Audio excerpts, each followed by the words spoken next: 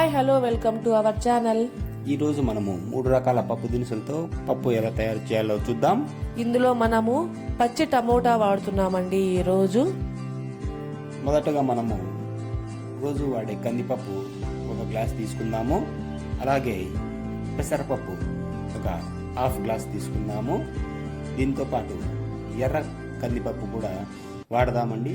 ఈ ఎర్ర కందిపప్పు అనేది ఎక్కువగా అరబ్ కంట్రీస్లో వాడుతుంటారు, ఎందుకంటే ఇది ఆరోగ్యానికి చాలా మంచిది.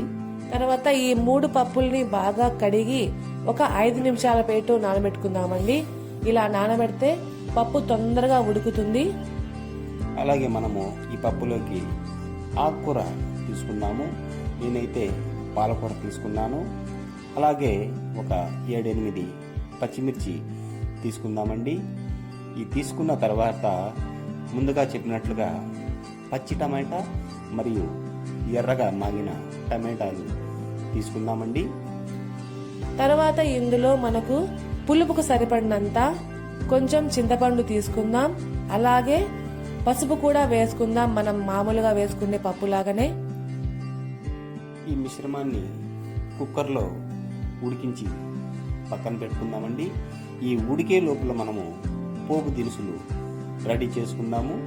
ఎర్రగడ్డ, వెల్లుల్లిపాయ, కరివేపాకండి. అలా ఈ మెత్తగా ఉడికిన పప్పును పక్కన తీసి దాంట్లో మిగిలిన కొంచెం నీరు పక్కన పెట్టుకొని తగినంత ఉప్పు వేసుకొని మనము మెత్తగా మెదుపుకుందామండి.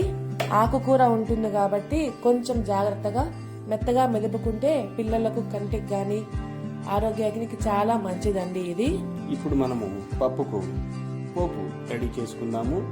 పోపు కొరకు మొదట్లో కొంచెం నూనె తీసుకుని అందులో పోపు దినుసులు, వెల్లుల్లిపాయలు, ఎర్రగడ్డలు, కరివేపాకు యాడ్ చేసుకున్నాము. ఇవి దోరగా వేగేంత వరకు మనం నిదానంగా వేయించుకుందామండి. దీని తొందరగా వేగాలంటే ఎర్రగడ్డ కొంచెం మనము సాల్ట్ కూడా యాడ్ చేసుకోవచ్చు, అది మీ అందరికి తెలుసు కదా. ఈ పోపు రెడీ చేసిన తర్వాత ఈ పోపుని తీసి మనము పప్పులోకి వేసుకోవాలండి.